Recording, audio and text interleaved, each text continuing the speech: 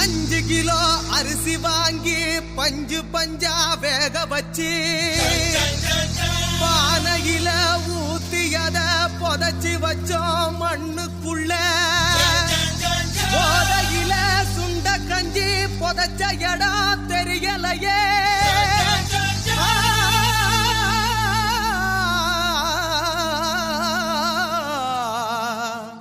வடபழனி முருகா அட்ரா மச்சே.